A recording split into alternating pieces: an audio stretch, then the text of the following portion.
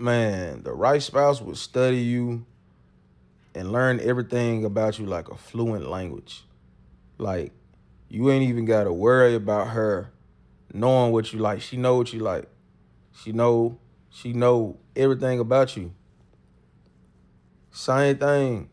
Same thing. Vice versa.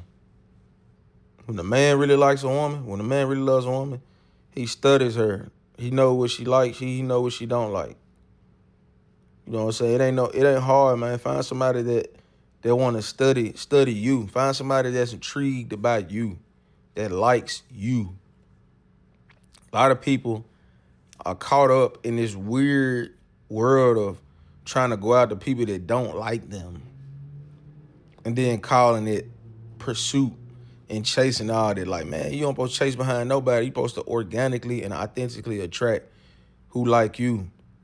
And I ain't saying that you have to settle, but sometimes we got to look in the mirror. You know, if you a 5 or a 6 or a 7 or 8 or a 9 or a 10, you already know if you, more than likely, if you a 5 and you date somebody at 10 on the attractive scale, you already know how they going to act or treat you. And that ain't always the case sometimes. Sometimes somebody that's super attractive might treat a 5 real good. You know what I'm saying? But at the same time, man, you better know where you at on the sexual marketplace, man. Once you figure that out, put yourself in these positions, because even though you might not be at a certain level on certain levels, like, it's almost like men. Like, men, we already know we got to get a whole lot of money to get a super pretty woman.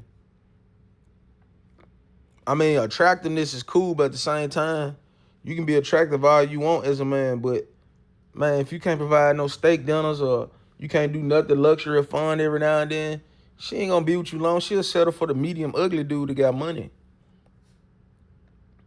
Why you think the ugly dude or the medium ugly dude work harder than the dude that's attracted to get all the women without money?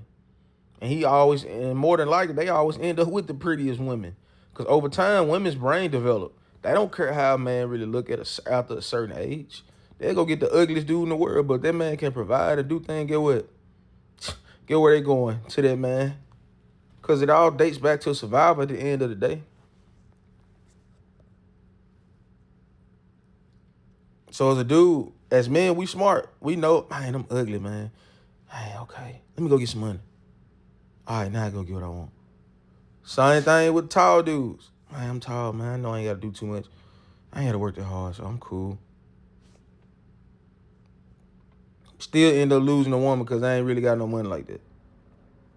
But get what, though? Get what happened when a tall man actually got money, status, and looks? She ain't going nowhere. Same thing with women. Now, women kind of different because most women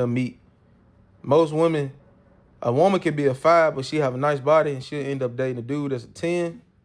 And get what end up happening? She might end up thinking that's exactly her worth. The whole time, most women don't understand that they control the access to sex. So even that right there in itself lets you know that a woman that might be a 3 or a 5 with a nice body got way more options than a super attractive man, sexual wise. That's why sometimes a super high value top man will sleep with a 3 or a 5 with a nice body. Because they might not even feel like taking up 10 out to eat and doing extra other stuff to sleep with them.